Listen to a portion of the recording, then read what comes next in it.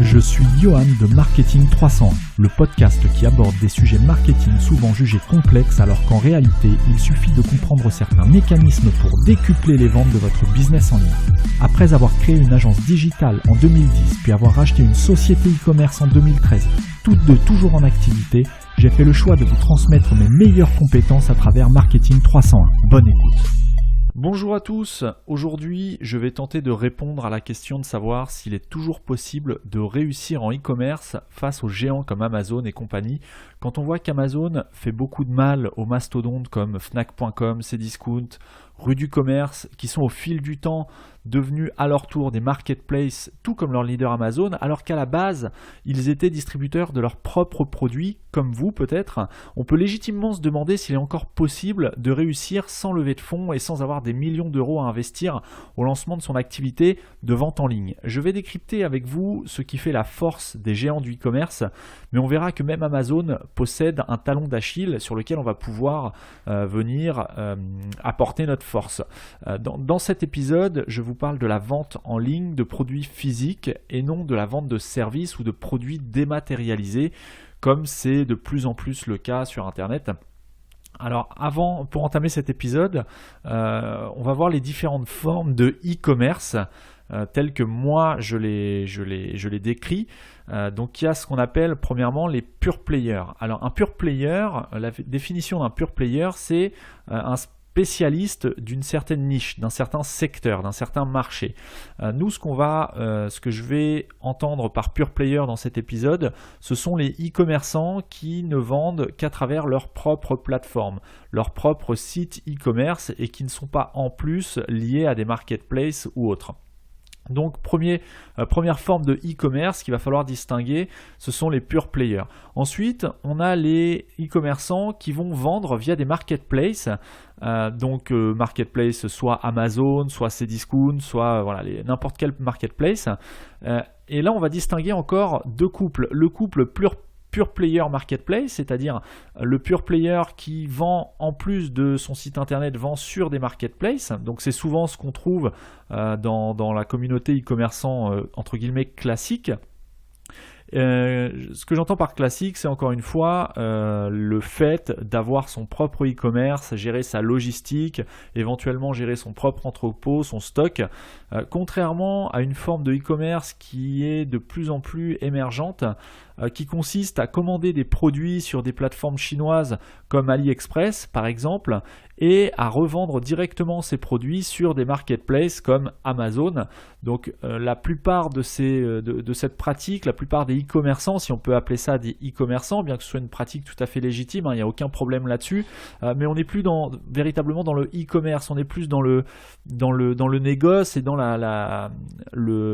l'intermédiaire si vous voulez. Le e-commerçant, lui, n'est qu'un intermédiaire entre le fournisseur qui est en Chine et le client qui est un petit peu partout dans le monde, en Europe et principalement en France en ce qui me concerne.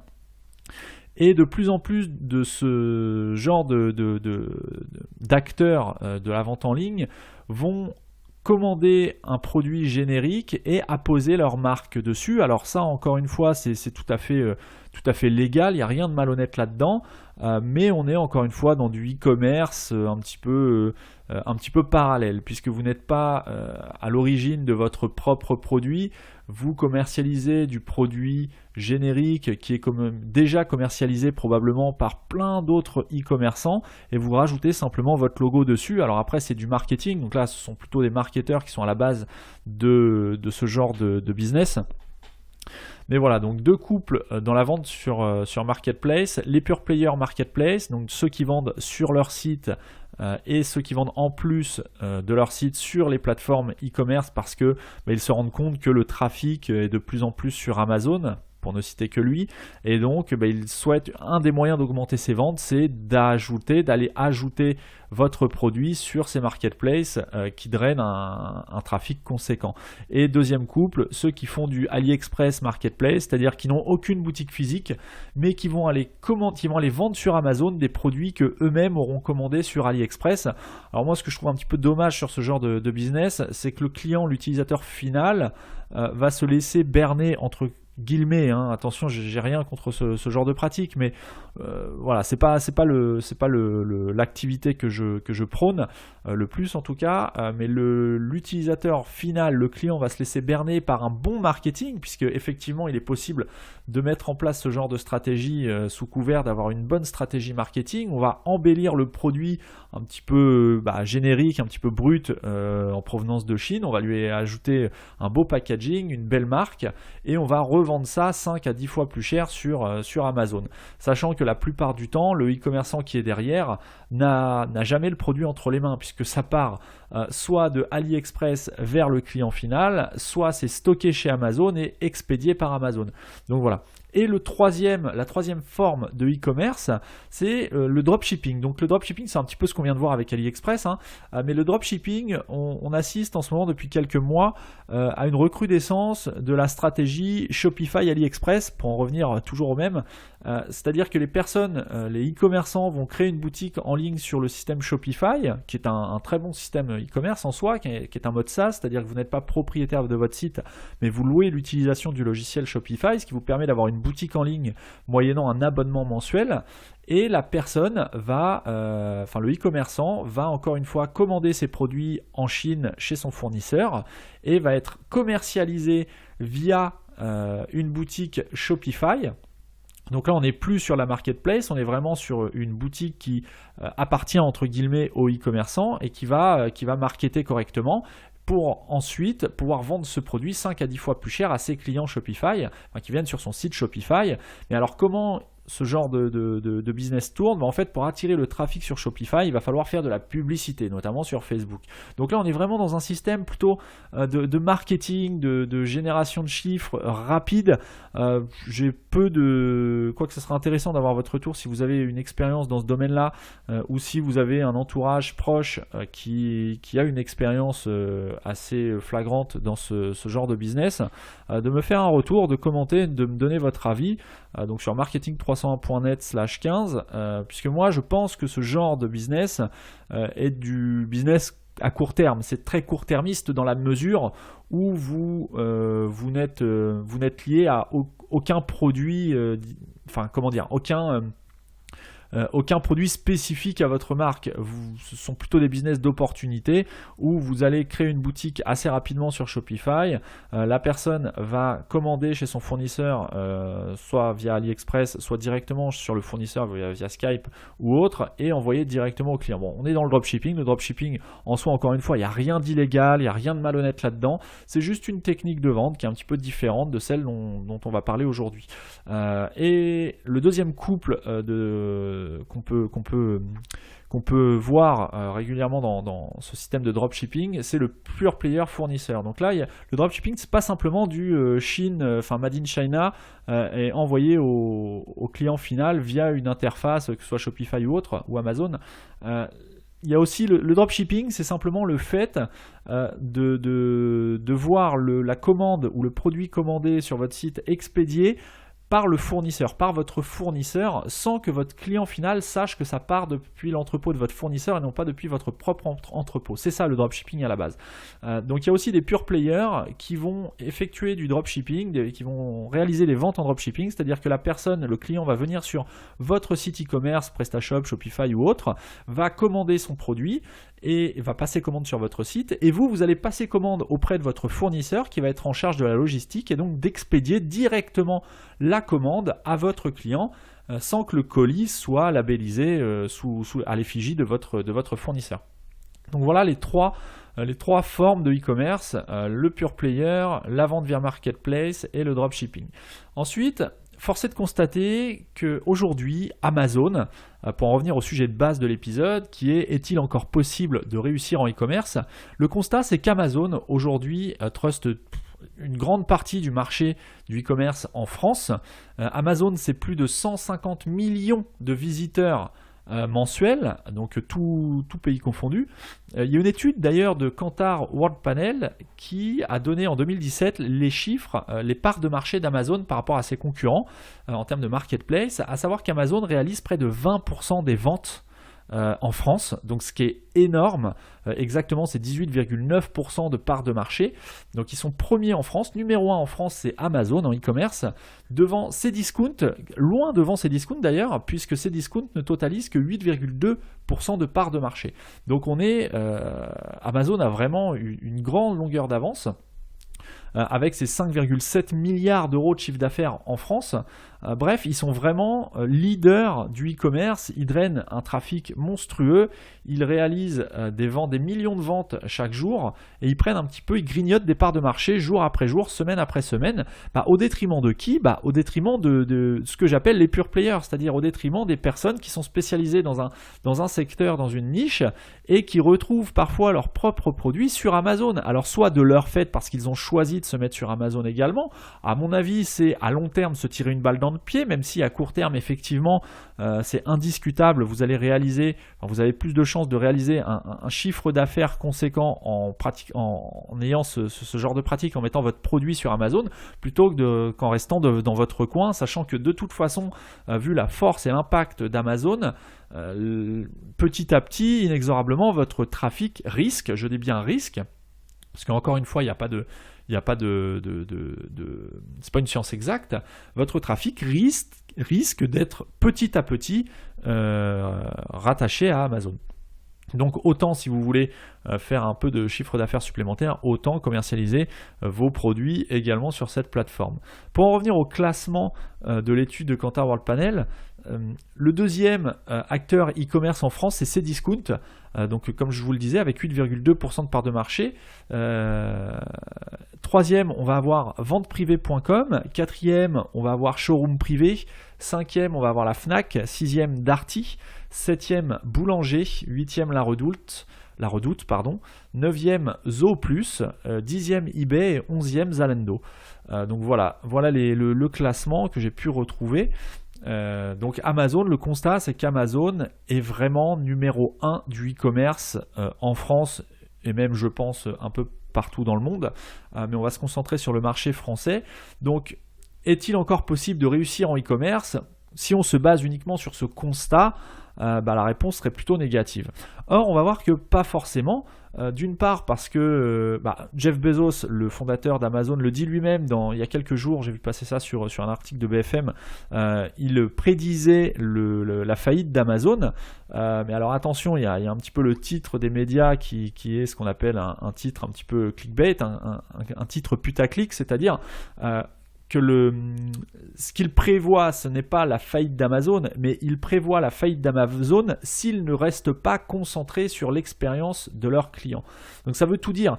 L'obsession de Jeff Bezos et d'Amazon, c'est vraiment de délivrer un service qui soit optimal et le meilleur possible par rapport à tous les acteurs e-commerce, de délivrer une qualité de service aux clients d'Amazon. Donc voilà, quand on a dit ça, on a un petit peu tout dit et rien à la fois. Donc on va voir un petit peu ce qu'on peut faire, nous, à notre échelle, pour utiliser cette stratégie d'Amazon, utiliser les points faibles d'Amazon, parce qu'Amazon a des points faibles. Plus l'entreprise est grosse, plus il y a des choses qui sont plus difficilement réalisables par l'équipe dirigeante. Donc on va voir un petit peu tout ça. Une question que j'aimerais vous poser ou que vous vous posiez, c'est d'après vous, le cash d'Amazon provient de quel vecteur ? Qu'est-ce qui génère, qu'est-ce qui est vraiment réellement générateur de cash flow pour Amazon d'après vous ? Si je vous pose la question, la plupart d'entre vous vont me répondre, ce sont les commissions, parce qu'effectivement Amazon prend, alors j'ai plus le taux de commission exactement en tête, mais prend pas loin de 20% de commission sur les ventes qui sont réalisées via leur plateforme. C'est-à-dire qu'aujourd'hui, si vous vendez un produit 100 €, que vous le commercialisez en plus de votre site sur Amazon, Amazon va vous ponctionner 20% du prix de vente, c'est-à-dire 20 €. Ce qui est énorme, 20%, c'est peut-être ce qui représente votre marge, puisque si vous achetez le produit 80 €, que vous le revendez 100 sur votre site et que vous le revendez également 100 sur Amazon, eh bien vous faites une marge nulle, puisque vous allez rétribuer 20% de votre prix de vente à Amazon. eh bien non, le cash flow d'Amazon provient des abonnements Prime. Et là, c'est super intéressant parce que d'une part, ça génère de la marge pure pour Amazon puisque c'est un service, il n'y a pas d'achat. Quand vous payez l'abonnement Prime, alors pour ceux qui ne savent pas, l'abonnement Prime, c'est l'abonnement qui consiste à délivrer aux utilisateurs d'Amazon une expérience de livraison qui soit premium, vraiment optimale, puisque en étant abonné Prime, vous avez sur les produits éligibles, donc vous avez le petit logo Prime sur Amazon, vous allez avoir possibilité de vous faire livrer sous 24 à 48 heures et de façon totalement gratuite. Donc moyennant un abonnement d'une cinquantaine d'euros par an, donc ce qui reste tout à fait, à partir du moment où on commande plusieurs fois dans l'année sur Internet, c'est tout à fait honnête de payer 50 euros par an et de pouvoir prétendre à des livraisons totalement gratuites, donc pas de frais de livraison sur n'importe laquelle de votre commande Amazon, entre parenthèses, sous réserve que les produits que vous commandiez soient éligibles au programme Prime. Mais bref, tout ça pour dire que le succès d'Amazon aujourd'hui, le cash flow d'Amazon provient des abonnements Prime. La stratégie d'Amazon, on va la détailler un petit peu. Faut savoir c'est une stratégie qui s'articule sur 3 grands axes. 1, l'innovation. 2, le nombre de vendeurs, si on peut dire, et enfin l'achat, la marketplace, le système de marketplace, c'est-à-dire que Amazon, ça vous connaissez le principe, n'expédie pas forcément les produits que vous commandez dessus. Il y a 2 solutions, soit ils ont effectivement dans leurs entrepôts le stock nécessaire à l'expédition des produits que vous commandez, soit les produits que vous commandez sont directement envoyés par les e-commerçants qui ont choisi de mettre leurs produits en vente sur Amazon et donc de rétribuer une commission de 20% à Amazon. Ça, c'est voilà comment fonctionne Amazon grosso modo. Maintenant, plus Amazon va innover dans ses produits et dans ses services, plus ils vont proposer des prix à la baisse, donc des prix attractifs, ce qui va générer une augmentation de la demande des produits concernés par ces innovations. L'augmentation de la demande va générer de plus en plus d'abonnements au service Prime, puisque forcément, si les gens recommandent régulièrement sur Amazon, ils vont avoir tout intérêt à avoir la gratuité de frais de port en passant par l'abonnement Prime, qui ne représente que quelques dizaines d'euros par an. Donc au final, c'est quelques commandes, c'est vite remboursé quand on fait le calcul.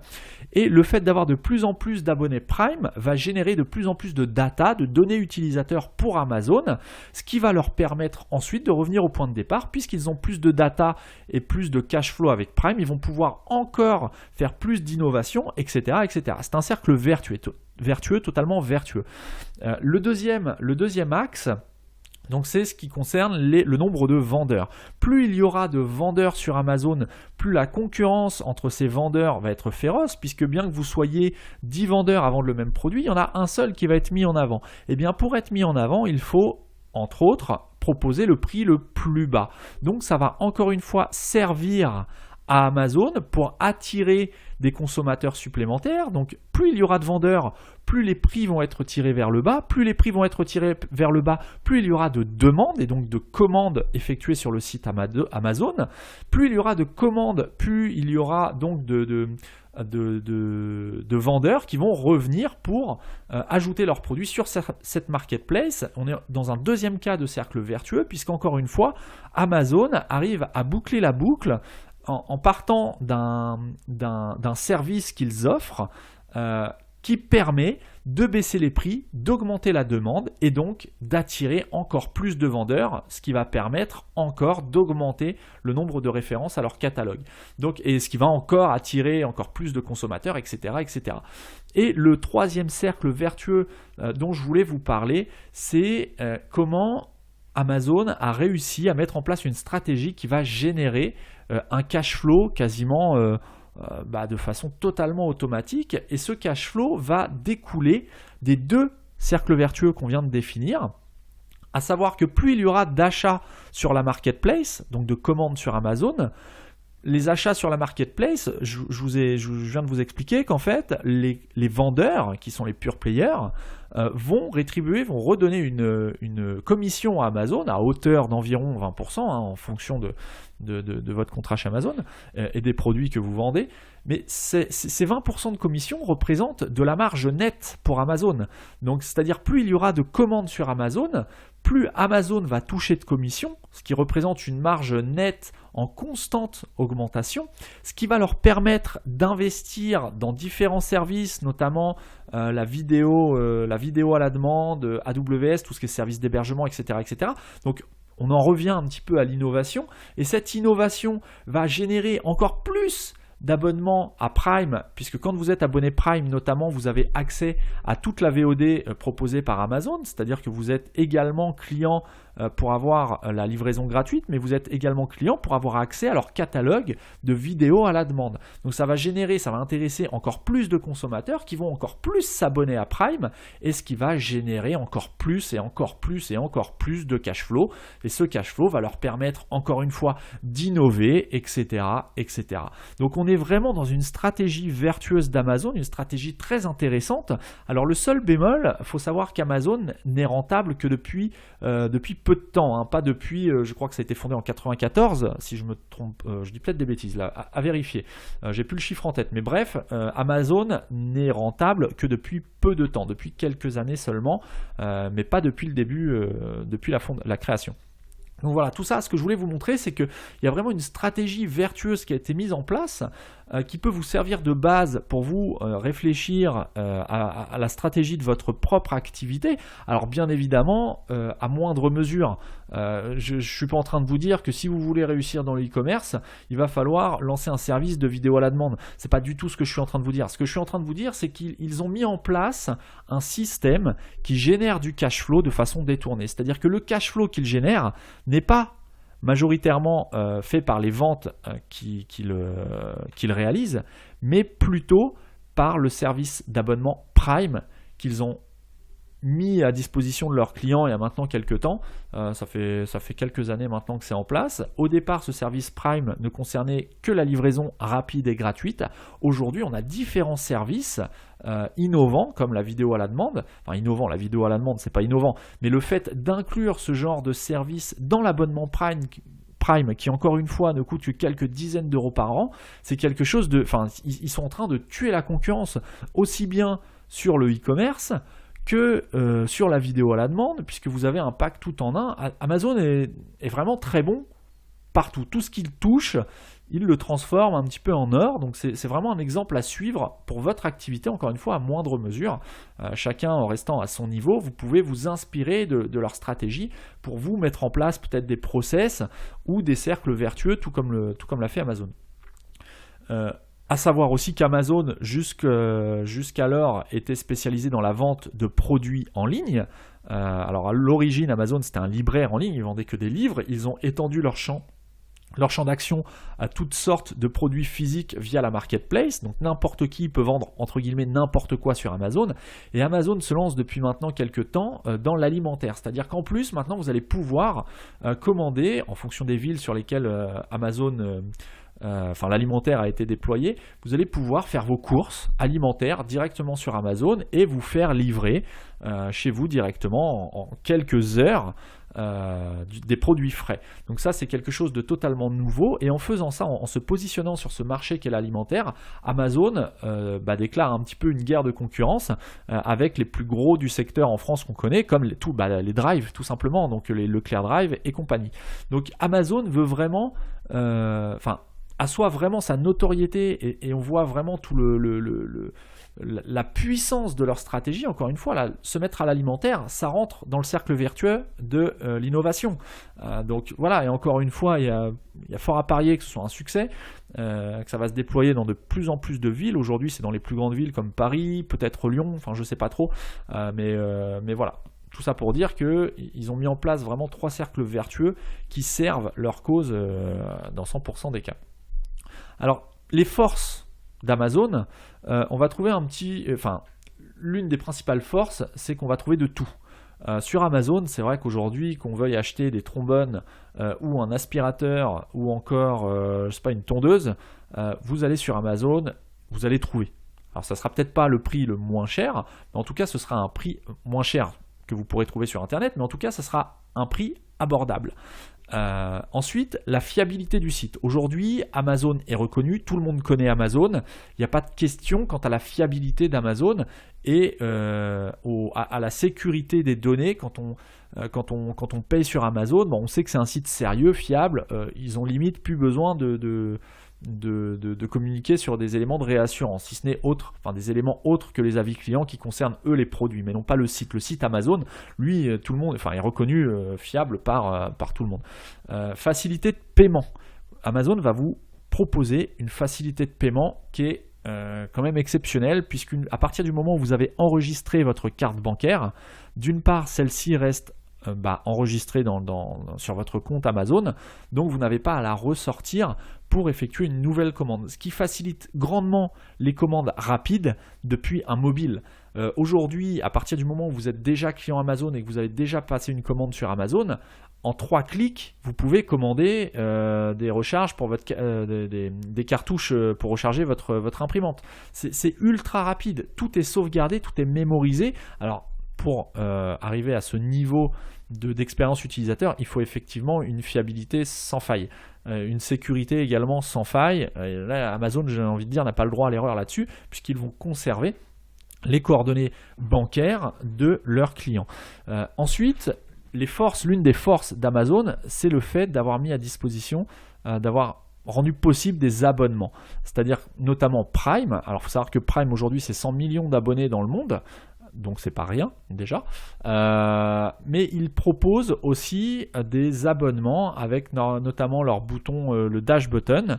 Donc vous irez regarder un petit peu parce que je suis pas spécialiste du sujet, mais en gros ils ont passé des partenariats avec certaines marques comme Pampers pour les couches ou autres, et vous allez pouvoir commander votre bouton, donc c'est un bouton physique, un petit bouton que vous allez coller sur la table allongée de votre bébé, et quand vous êtes à court de course, vous allez appuyer sur le bouton et ça va déclencher une commande de couches Pampers, pour ne citer que celle-ci. Alors j'ai pas du tout d'action chez Pampers, mais c'est l'exemple qui m'est venu en tête.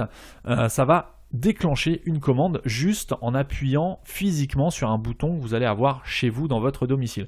Donc en mettant en place ce genre de système, Amazon n'est plus qu'un simple e-commerçant, puisque aujourd'hui, vous en tant que e-commerçant, vous êtes extérieur au cercle, à la bulle familiale de vos clients. Amazon a réussi à franchir le seuil de la porte d'entrée et est venu s'intégrer directement au sein même des foyers. C'est-à-dire que vous avez un élément physique d'Amazon qui est rentré à l'intérieur du foyer de leurs clients. Donc ça, c'est quelque chose d'assez extraordinaire. Alors sans aller jusque-là pour votre activité, pourquoi pas réfléchir à un système ne serait-ce que d'abonnement qui va permettre à vos utilisateurs de se décharger totalement de commandes récurrentes, à condition que vos produits soient des produits à nécessité récurrente, mais voilà.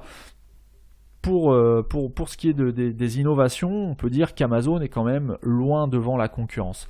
Voilà. Ensuite, l'une des forces d'Amazon, ça va être les délais de livraison. Bon, ça c'est ce qui a fait leur renommée, avec leur abonnement Prime. En général, si les produits sont éligibles, vous êtes livré sous 24-48 heures. Donc ça, voilà, aujourd'hui l'utilisateur, c'est pas nouveau, l'utilisateur qui commande sur Internet n'a pas envie d'attendre 3 semaines de recevoir son colis. Ce qui est notamment le cas, et c'est pour ça que je parlais d'un succès court-termiste de tous les systèmes un petit peu Shopify, AliExpress, puisque quand vous allez commander un produit sur AliExpress, il y a plusieurs semaines de délai de livraison, même si ce n'est qu'une cartouche d'encre, que vous allez payer d'ailleurs plus cher sur le Shopify que si vous l'aviez commandé directement sur AliExpress. Donc l'utilisateur aujourd'hui, à moins d'être dans des cas de produits vraiment très rares où il y a une rareté et où effectivement le délai de livraison, il n'y a pas le choix, c'est comme ça. À partir du moment où un produit standard, classique est disponible sous 24-48 heures sur Amazon ou même sur d'autres sites de pure player, c'est compliqué de justifier 3 semaines d'attente. Voilà, bon, tout ça pour dire, voilà, c'était juste pour vous expliquer pourquoi je pense que les produits issus du dropshipping et du couple Shopify AliExpress, à mon avis, est une stratégie très court-termiste. Pour ce qui est des forces, Amazon propose des emballages cadeaux. Et ça, je pense, alors je ne suis pas dans les statistiques d'Amazon, mais je pense qu'en période de fête, comme les fêtes de fin d'année, je pense que cette option-là est un avantage concurrentiel non négligeable, puisqu'un utilisateur, et je fais partie de ce genre d'utilisateur, qui ne souhaite pas s'embêter à aller acheter et d'un côté les cadeaux et de l'autre aller acheter du papier cadeau pour emballer et du scotch, etc., etc.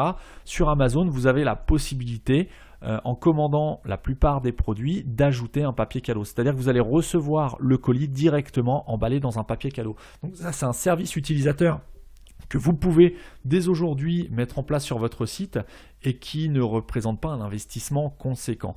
Donc bien évidemment, pour pouvoir mettre en place ce genre de service client, il faut que toute votre chaîne logistique le permette. Puisque si vous ne gérez pas, si vous n'avez pas le produit entre vos mains, donc là j'en reviens encore une fois au dropshipping, ça va être compliqué de proposer ce genre d'avantages ou ce genre de service à vos clients. Maintenant, les faiblesses d'Amazon, c'est la qualité des produits. Sur Amazon, on trouve de tout, donc on trouve aussi bien des produits qualitatifs que des produits un petit peu moins qualitatifs. Pourquoi moins qualitatifs ? Tout simplement parce que le commerçant de base n'a peut-être même pas reçu le produit entre ses mains, donc le produit vient directement de Chine ou d'ailleurs, a peut-être été endommagé, c'est peut-être un produit de faible qualité. Bref, Amazon ne peut pas contrôler 100% des produits qui sont disponibles sur sa place de marché. Donc vous êtes potentiellement, à moins de commander un produit de marque et de renommée, vous ne savez pas forcément ce que vous allez recevoir ni d'où ça vient. Vous ne connaissez pas forcément la provenance. Ensuite, la fiabilité des EAN. Les EAN, ce sont des codes qui identifient de façon unique les produits qui sont distribués à travers le monde. Il faut savoir qu'un e-commerçant qui souhaite mettre ses produits à disposition sur la place de marché Amazon va devoir saisir le code EAN des produits qu'il souhaite mettre à disposition. Le problème, c'est qu'Amazon ne vérifie pas en amont, en tout cas, les codes EAN qu'on lui propose. C'est-à-dire que vous pouvez très bien mettre le code EAN d'un aspirateur si vous vendez une enceinte Bluetooth. Ça va valider le fait que votre produit va être disponible. Par contre, le code EAN sera erroné et à moins qu'un autre e-commerçant veuille mettre cette enceinte Bluetooth, saisisse le bon code EAN et informe Amazon que le code EAN déjà présent sur la plateforme n'est pas le bon, il n'y aura pas de vérification en amont. Ensuite, l'une des grandes faiblesses, ça va être les commissions élevées. Donc là, c'est plus d'un point de vue e-commerçant. On l'a vu tout à l'heure, les e-commerçants vont devoir lâcher 20% de commission à Amazon pour avoir le droit d'être présent sur leur plateforme. Donc ça permettrait aussi à un e-commerçant pure player de baisser son prix directement sur son site, peut-être de 20% ou même de 10%, ce qui permettrait déjà d'avoir un avantage concurrentiel par rapport au prix de vente sur Amazon, mais en faisant ça, en fait, vous tirez un petit peu une balle dans le pied, puisque si vous êtes positionné sur votre site et sur Amazon ou sur une autre plateforme, une autre place de marché, il faut être cohérent dans les prix que vous affichez. Néanmoins, ça peut faire partie de votre stratégie aussi et qui est, je pense, une bonne stratégie, d'être présent sur votre site et sur la place de marché et d'afficher un prix sur votre site légèrement inférieur à celui d'Amazon. Ça va vous permettre de justifier le fait à votre client Amazon de recommander, qu'il a tout intérêt à recommander sur votre site directement s'il a une prochaine commande, lors d'une future commande. Donc les commissions élevées. Ensuite, les clients qui passent commande sur Amazon restent la propriété d'Amazon. C'est-à-dire que vous n'avez pas accès à certaines informations du client, comme son adresse email par exemple, puisqu'elle va être masquée. Une autre faiblesse, un autre point négatif, vous n'avez pas le droit en tant que e-commerçant de démarcher directement les clients qui passent commande de votre produit sur Amazon. Donc Il y a des petites techniques qui permettent d'outrepasser un petit peu cette règle d'Amazon. On y reviendra peut-être dans un prochain épisode, mais sachez que vous pouvez par exemple, même si c'est interdit, vous pouvez mettre un sticker avec votre site internet sur le colis que vous expédiez, même si celui-ci a été commandé sur la plateforme Amazon. Voilà, c'est une petite astuce. Vous pouvez éventuellement glisser un flyer dans le colis ou la facture, tout simplement. Si vous mettez la facture du client, sur votre facture, vous pouvez mentionner votre site internet. Donc voilà, ce sont des petites astuces, mais le démarchage direct de clients est interdit par les règles d'Amazon, à savoir que si vous vous faites choper à démarcher les clients d'Amazon, vous êtes susceptible de dégager de la plateforme Amazon, de vous faire bannir d'Amazon. Donc à vous de voir si ça vaut le coup ou pas et comment le faire. Il faut le faire intelligemment, de façon discrète, il ne faut pas rentrer en démarchage un petit peu forcé pour inciter les clients d'Amazon à venir recommander directement sur votre site, parce que là c'est le bannissement assuré. Ensuite, l'une des grosses faiblesses, c'est qu'il n'y a pas de conseil avant la vente. Amazon, c'est une plateforme de marché, une place de marché. Vous allez dessus, le client va sur Amazon, passe sa commande, reçoit. Le seul moyen pour lui de se faire une idée sur son achat, ça va être de lire les éventuels commentaires qui ont déjà été laissés sur votre produit, sur la fiche de votre produit sur Amazon. Mais à part ça, ça va être compliqué d'avoir quelqu'un au téléphone pour conseiller. Ensuite, il y a très peu de contacts humains quand on passe sur Amazon. C'est aussi le principe, c'est les limites de l'automatisation. Vous allez drainer un trafic que probablement vous n'auriez pas directement sur votre site. Par contre, ce trafic n'aura pas de contact humain ni avec vous, ni avec le service clientèle d'Amazon.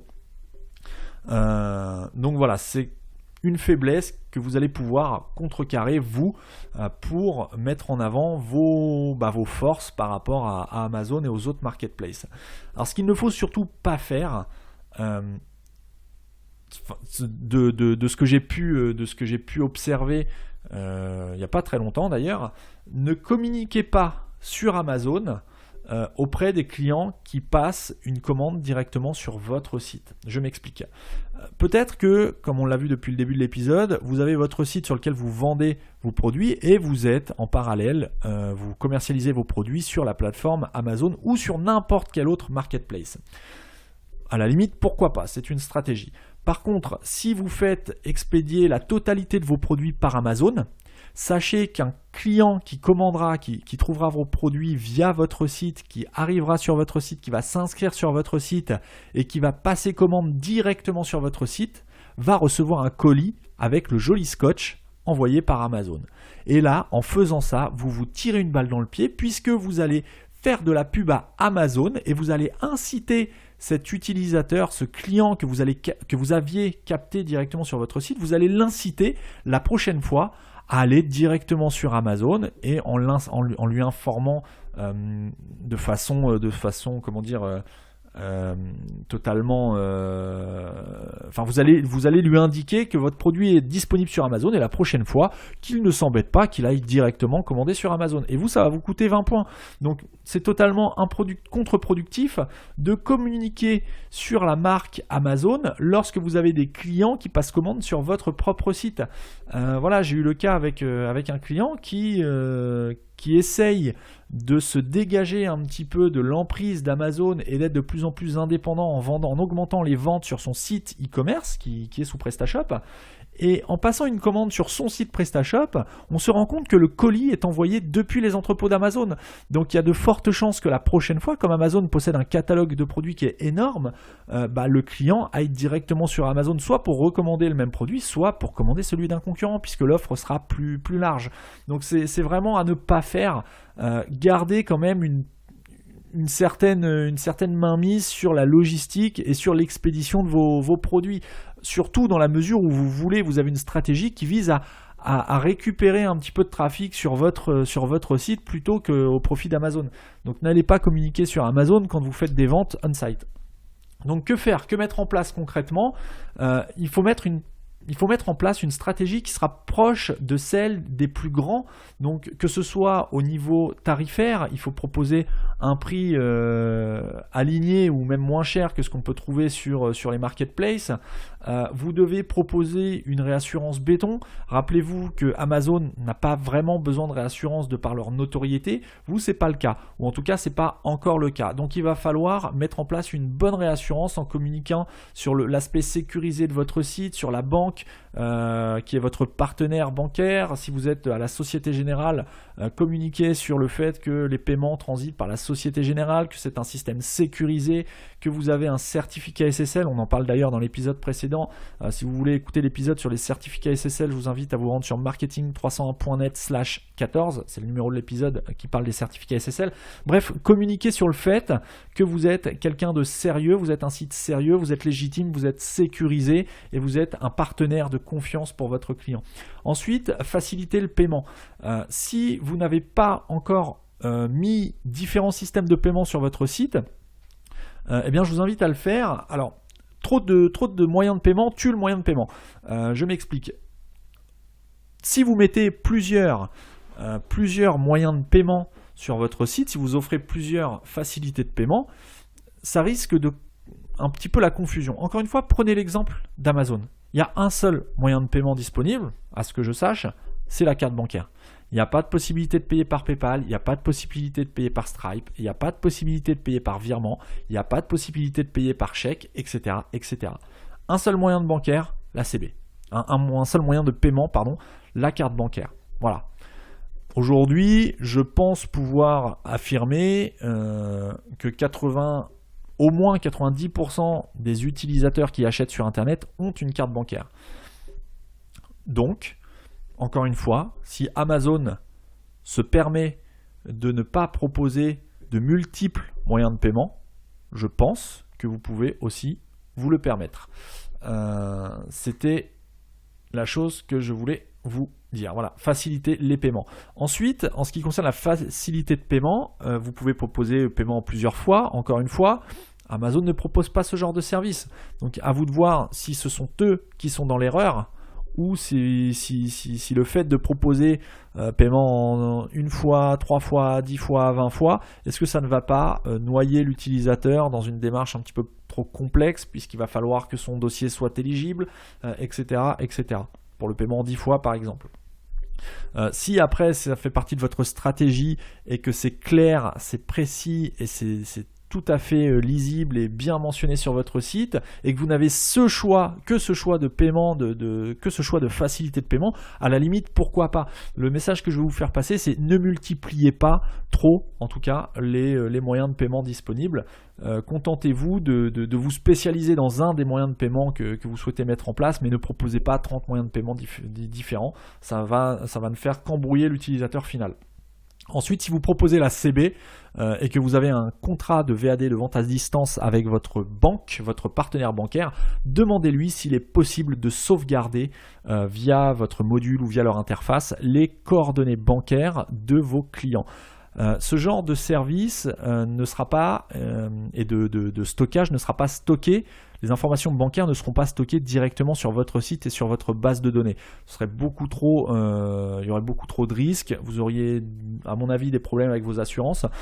Mais certaines banques proposent moyennant le prix d'une option, d'un abonnement, d'une option à votre abonnement, proposent de conserver les données bancaires des utilisateurs qui ont déjà payé sur votre site.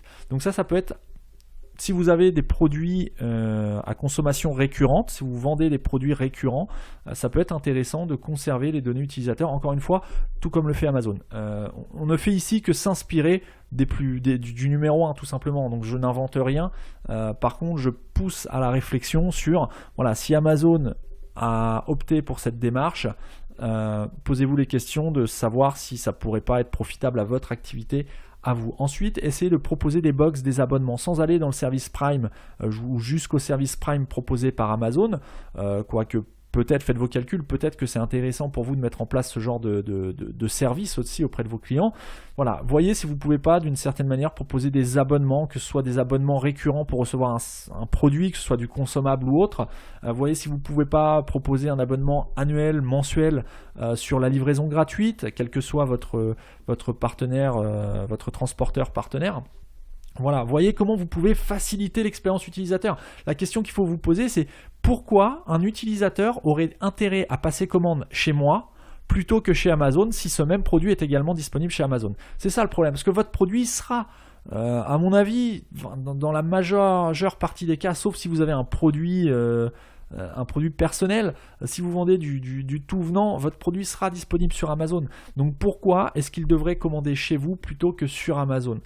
Ensuite, sur votre site, vous allez pouvoir mettre en avant le contact humain, proposer un conseil avant la vente pour orienter votre client, user du téléphone, user du mail, chouchouter votre client. Encore une fois, en répondant à la question pourquoi, si ce produit est disponible sur Amazon et sur mon site, pourquoi un client aurait tout intérêt à venir chez moi ?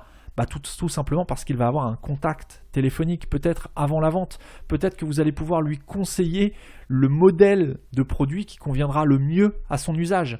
Voilà, donc assistez votre client.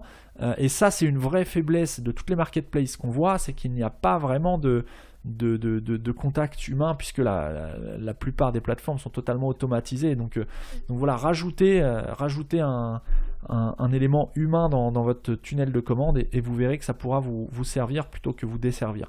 Ensuite, les délais de livraison, choisissez s'il vous plaît un transporteur fiable, même si ça vous coûte un petit peu plus cher que le moins cher des transporteurs, mais vous devez garantir un délai de livraison rapide à vos clients. Proposez de l'emballage cadeau. La plupart des CMS proposent cette option. Proposez de l'emballage cadeau. Encore une fois, si vous n'avez pas la mainmise sur votre logistique, si vous n'avez pas votre stock à disposition, ça va être compliqué. Mais là, on en revient aux fondamentaux du commerce et même pas du e-commerce. C'est-à-dire que il faut être passionné entre guillemets par le produit que vous vendez. Il faut le toucher, il faut le palper ce produit.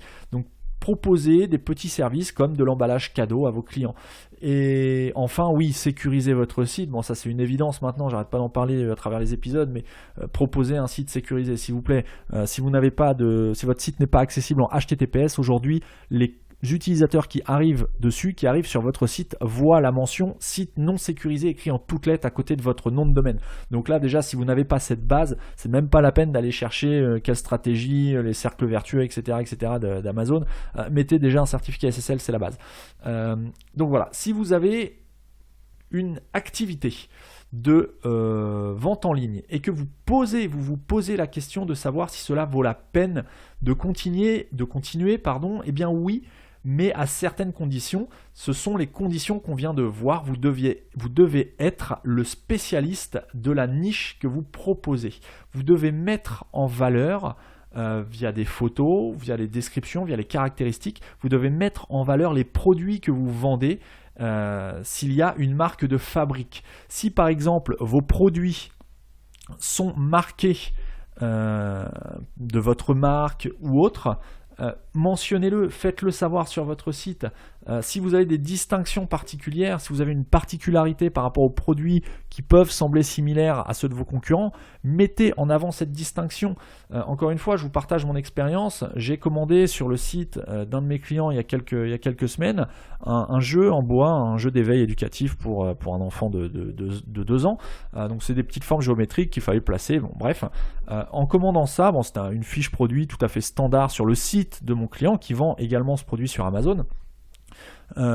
J'ai commandé ce produit et j'ai remarqué en le recevant, je m'attendais à recevoir un produit made in China, un produit totalement générique, sans marque particulière. Et effectivement, j'ai reçu un carton blanc où il y avait juste une étiquette avec le nom de mon client dessus. Bon, c'est déjà un bon début. Et en ouvrant le colis, j'ai eu l'agréable surprise de voir que le produit était marqué offert, c'est-à-dire que la marque de mon client était apposé au fer, je sais pas comment ça s'appelle, mais au fer à souder, au fer à bois, enfin bref, c'était gravé dans le bois, la marque du client était gravée dans le bois. Et ça, c'est quelque chose qu'il faut mettre en avant absolument sur vos photos de produits. Vous ne vendez pas le produit que n'importe qui peut trouver un petit peu partout. C'est du marketing, mais il faut le mettre en avant, c'est une valeur ajoutée. Donc, mettez en valeur les produits que vous vendez, qu'il y ait une marque de fabrique ou qu'il y ait une autre distinction. C'est à ces conditions seulement que vous allez pouvoir rivaliser avec les plus gros e-commerçants. Dans la mesure où il n'est probablement pas possible pour vous d'investir des millions d'euros ou de concurrencer les plus gros du e-commerce sur le volume, alors que ce soit via de l'innovation, via une offre diversifiée comme le catalogue Amazon, il va falloir exceller là où les plus grands sont les plus faibles. Donc c'est exactement le sujet de cet épisode, c'est ce qu'on vient de voir tout au long de cet épisode. Ensuite, je voulais vous dire que cette semaine, pour fêter la fin du Black Friday qui a eu lieu en fin de semaine dernière, je mets en place un concours qui va récompenser les personnes qui me laissent des avis suite à l'écoute d'un épisode de Marketing 301. Vous êtes de plus en plus à me faire un retour sur les différents épisodes et je vous en remercie vraiment. Cependant, la plupart des commentaires me sont envoyés directement par mail et je trouve dommage qu'ils ne soient pas partagés de façon plus transparente. Alors soit sur le site marketing301.net, soit sur les plateformes d'écoute du podcast. Ainsi, cette semaine, j'ai décidé de mettre en place un concours. Je vous invite à me laisser un commentaire sur la plateforme iTunes et je tirerai au sort l'un ou l'une d'entre vous parmi les commentaires qui me seront laissés sur iTunes et j'enverrai personnellement un bon d'achat de 30 € valable sur le site de votre choix à la personne qui sera tirée au sort. Outre le fait que les avis iTunes permettent au podcast d'être plus visible, ça me permet de savoir ce qui vous intéresse le plus. Donc n'hésitez pas à me dire dans vos commentaires s'il y a des sujets que vous souhaitez que j'aborde dans les semaines à venir. Sur ce, je vous souhaite, comme d'habitude, une excellente semaine et je vous donne rendez-vous la semaine prochaine pour un nouvel épisode de Marketing 300.